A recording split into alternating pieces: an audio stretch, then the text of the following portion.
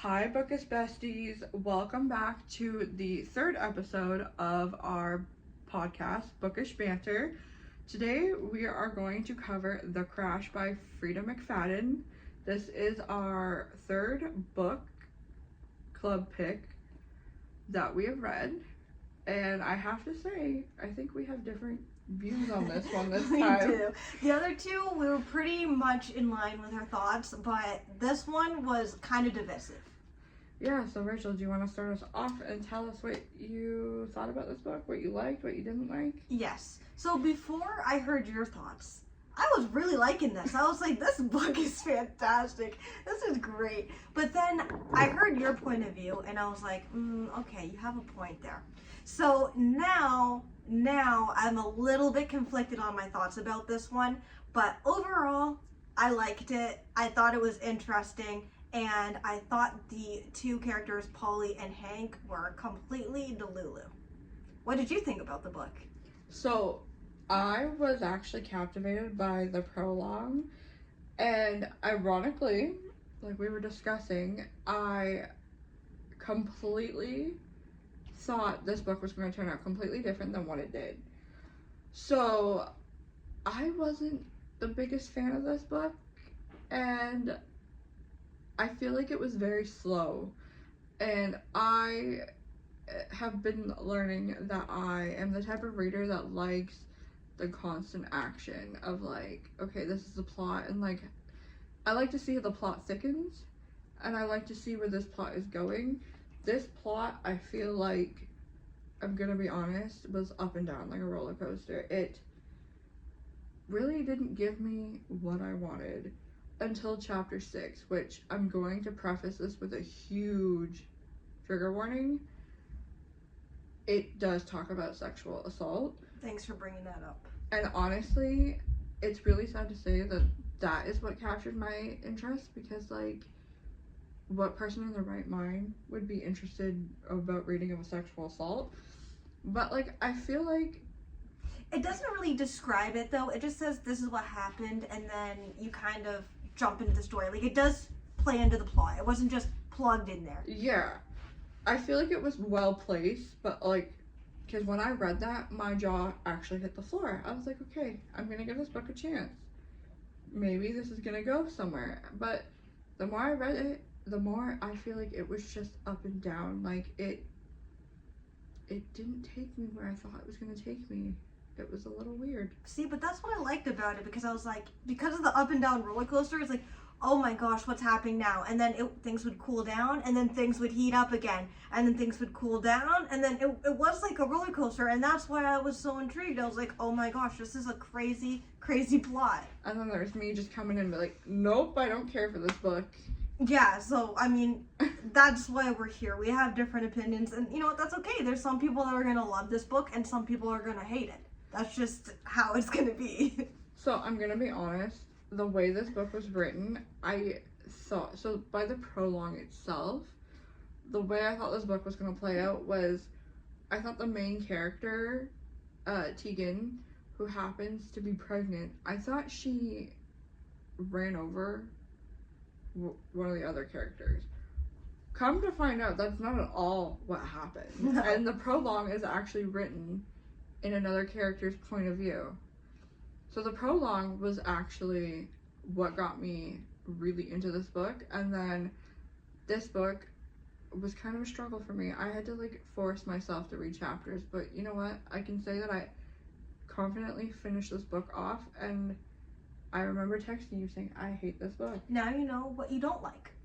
Well, it wasn't even like I hate this book because I just didn't like this book. I hate this book because it was so up and down, and it just like, it bothered me because I'm like, where is this going? And like, I don't know. So let's dive in to the whole book itself before I keep going on a tangent. Yeah, no problem. Okay, so Rachel, so in the story, the main character turns down a lot of money. So, is there any amount of money in the world that you would turn down over morals, or would you accept the money? That's a really tough question, because it really depends on what context we're talking about. But if we're talking specifically about Tegan and her situation with the baby and being paid off by the dad who did that horrible thing to her, no way. I would not accept the money at all. My morals would definitely supersede the money. And I think, honestly, that would be the case for a lot of situations with me because I try to hold myself to a pretty high moral standard. But I mean, I can't say for sure I would never because it just depends on the situation, right? I do want to say I really like that Tegan decided to not go forward with the money when she put the pieces together, and she stood her ground for her daughter. Yeah, exactly. Like women empowerment. That's what this book was giving. Yeah, and I have to say I was actually really shocked when it turns out her brother was involved. Oh, that is what really took me. Like I had no idea. I did not know the brother was involved. I was like, oh my goodness, her brother's there to help her. When the brother came into Polly's house, even they had tea. They had tea. Yeah. And she was downstairs. And the brother was in on it all along? I was gonna say, I feel like at that point in the book, I feel like her brother kind of knew that's where she was, but like, so he kind of like made himself known. But then I feel like it shook me to my core when in the hospital, he was found trying to like kill her with morphine. I was like, what? As soon as he did that, I automatically knew he did something to her car. I was like, he's behind this. Well, I initially thought it was the baby's father that did something to her car. Because I was like, the way it was written, she was on the phone with him. So it's like, where in the timeline would you have had the time to tamper with her car?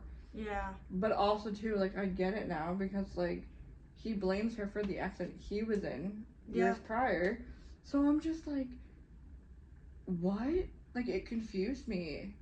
But I really like how all these characters, the one thing I would say I liked about this book is that all these characters had their own little story. Yeah, they did have their own backstory. So we kind of felt more connected to them because they felt more real because they had their own story going on. Yeah, like they had their own little story that within the main story that it all came back to Tegan.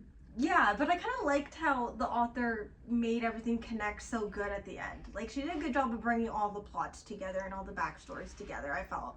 Yeah. So, I have a question. So, how do you think making assumptions would affect you in, like, your day-to-day life? Yeah, so that's a good question. I feel like inherently we all have biases that we carry around with us, you know. Like, I know Tegan had a lot of assumptions made about Polly, that Polly was in an abusive relationship because she saw that Polly had some bruising on her arm. So she automatically thought Hank must be abusive. So I feel like in that situation, that is understandable why she made those assumptions. And I feel like people do make different connections based off of their situation and also their previous experiences as well. So it's kind of hard to say because I feel like it does impact daily life all the time, because even if you go to a grocery store and you see someone wearing something a certain way, you start making assumptions about them automatically and you don't even know them at all. So I do think assumptions come into play a lot in daily life for everybody. And honestly, it's a bit unfortunate because sometimes those assumptions aren't correct and sometimes they're prejudiced. Yeah, like I feel like the saying "don't judge a book by its cover" really plays to this book specifically, because like just by this cover, I had so many different assumptions, and then I felt like I was kind of let down. But like when it comes to like in the story itself, like Tegan assumed right off the bat that like Hank was gonna hurt her, whereas Hank was Her advocate, really. Yeah, Hank was like, he was a good guy, trying to help her. Like, I remember she started freaking out, like, please don't kill me, please don't hurt me, and he was like, I'm not. But again, that goes back to her assumptions because he was such a big, burly man that she automatically assumed from his physical appearance that he must be in some way aggressive. Yeah, and then like she saw Polly as this like sweet little meek nurse that like gets abused on by her husband. Meanwhile, she was the psycho in all this. Did you think in the beginning of the book that Polly was a psycho? Or did you think that Hank was going to be the villain? I'm gonna be honest, I thought Hank was gonna be the villain because I thought, by the way the prologue was written, I thought Tegan somehow escaped and killed Hank. I'm gonna be honest, I never suspected Polly because Polly was a nurse and all this stuff. But the theme I really liked in this book, I would say that they touched upon was mental health. Because mental health is such a big thing. Everyone struggles with their mental health, but it wasn't just mental health. It was mental health and infertility that was really touched upon in this book. And like it really showed like the depths that someone would go through to like complete their family. How much they must be hurting to go to these lengths is crazy. Not that that's an excuse. No, and I feel like as much as that's not an excuse, and Hank knew that, Hank was trying to protect Polly because he knew what Polly had to lose. Like Polly had already lost her job because of her infertility issues affecting her mental state. She lost her job, and then she looked at Tegan as, oh, this is my opportunity to complete my family. Yes. So basically, Polly had held her hostage in their basement, hoping that she would give birth and she could basically steal the baby. And as a little bit of a spoiler, this basement was not a regular basement. This basement was set up as a hospital room, and that detail really bothered me. That I was texting Rachel, being like, "Why is this basement a hospital room?" Like I assumed like this story was going to take so much worse of a turn than it did. That's true. I thought there was going to be more fatalities. Like I'm like they're gonna keep her down there. They're gonna like perform a C-section, take her baby. It's literally what I thought. Cause I'm like, I know. I'm like, okay. I thought they were gonna rip the baby right off her stomach by doing some sort of odd at-home procedure. But this is the kicker. Where we thought the book was going with Polly going to steal this baby, it never ended up happening. She ended up saving she ended up saving Tegan in the end. Which was weird. Cause I'm like, okay, so you're gonna be the villain post-hero because turns out her brother is trying to kill her because her brother doesn't forgive her over an accident he had, which I'm kind of curious as if she had anything to do with it because everything points back to Tegan in this book. I know. So it's like I kind of want to know what that story is gonna be. Yeah, because we didn't get much detail on that at all. It was kind of like, this is his motivation for why he did it. This is what he did. Yeah. So it was just kind of like interesting.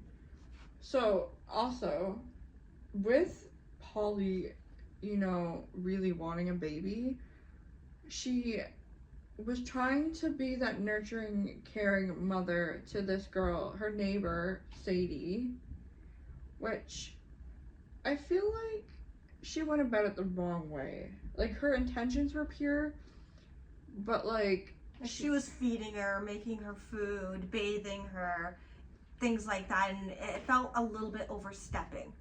Whereas, like, her dad was either not home or abusive. Like, he neglected his daughter's basic needs.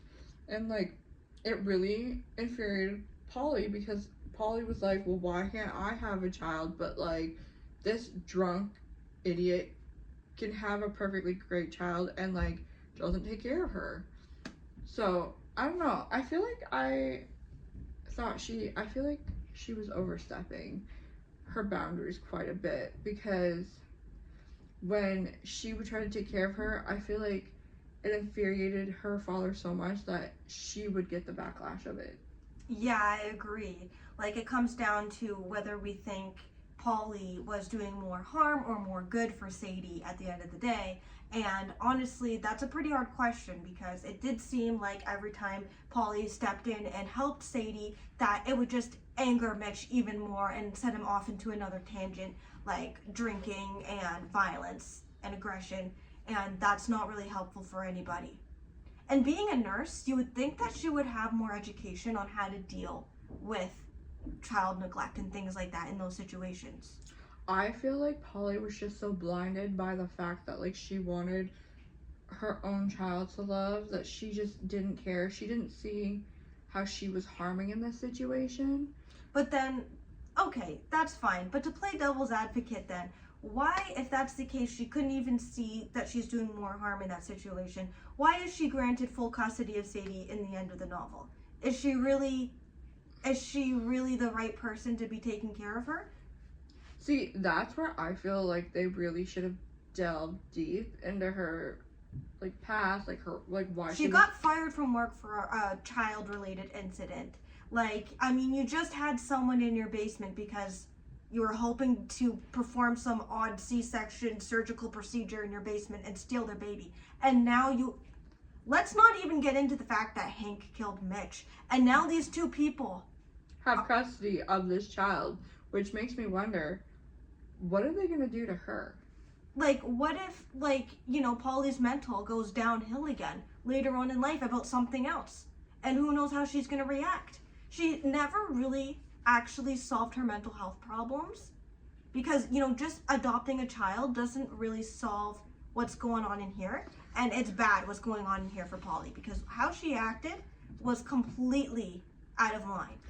But what really irked me about the whole ending of the story was the fact that, like, Tegan was so desperate to get out, and then Tegan looked at Polly as, like, if that's her biggest savior, and I'm like, what?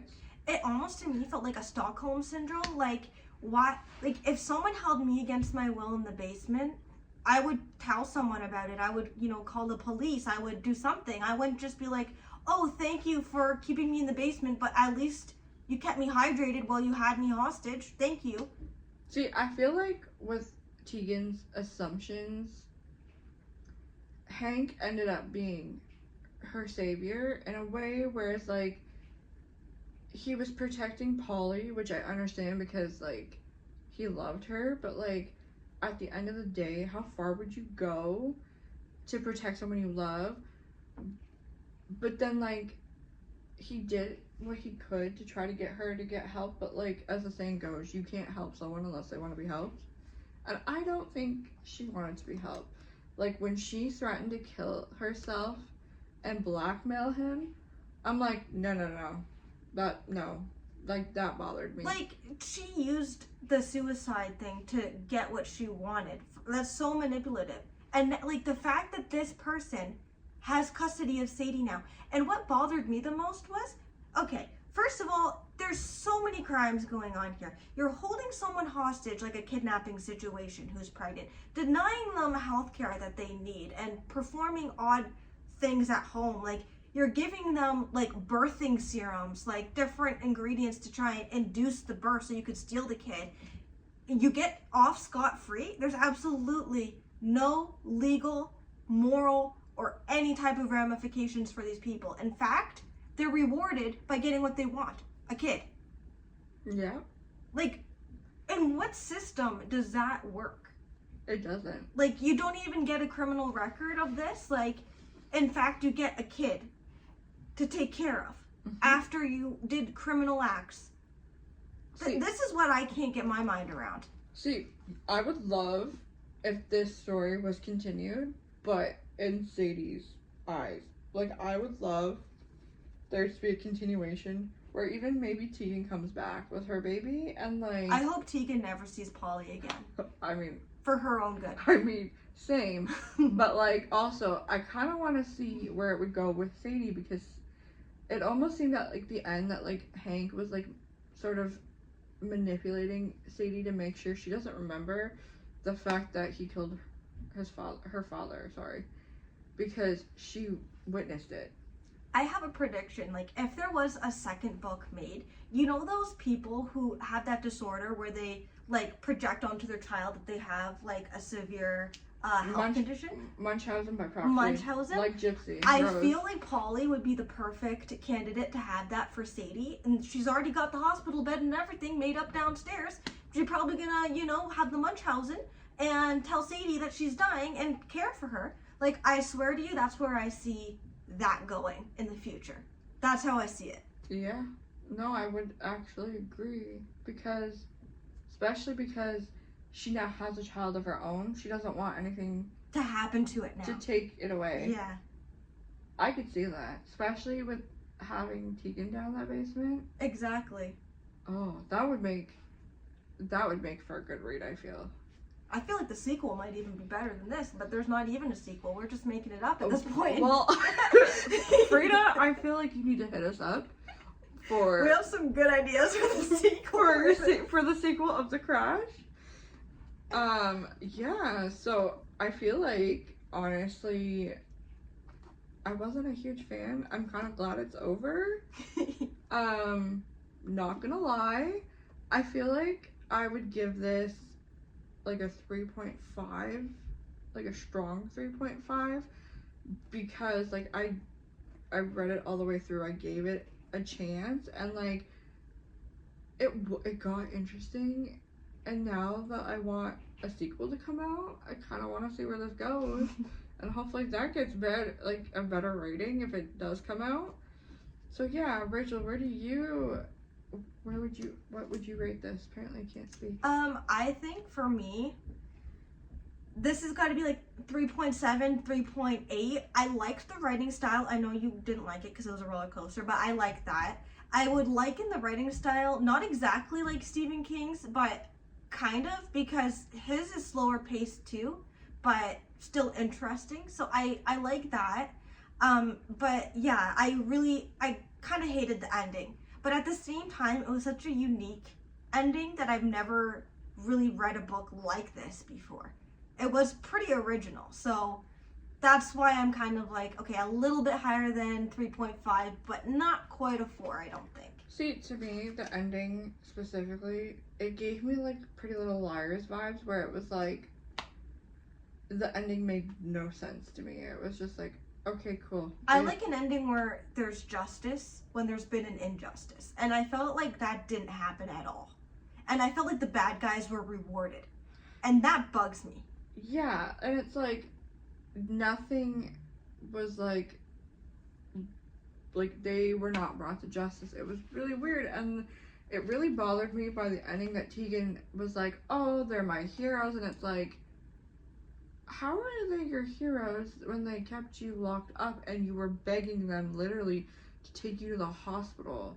It wasn't till you infected foot galore, to the point of almost sepsis, where they're like, well, okay, well, maybe this is more than what we can handle here in our at-home basement in our makeshift hospital. And then your brother just magically happens to show up and tries to kill you, but like there's too many witnesses, so like he ironically gets caught. The brother gets caught, but Polly and Hank don't. Yeah, that doesn't make sense to me. That is the only one that served justice. I think the only people who actually got caught were Simon Lamar and her brother, because they were working together, because he's a greedy billionaire that wants to make all this money hurting women, but the ones that kidnapped her don't get anything. Like, it really, like, Hank and Polly literally just got to go home. And they got what they wanted at the end of the day. A kid. They not only get away with it, they get a kid out of it. Yeah, because they murdered her father. Like, how far are you gonna go to complete a family? Like, you do murders, everything. Mm-hmm. Okay, that concludes our thoughts. Yep. All right, bye guys.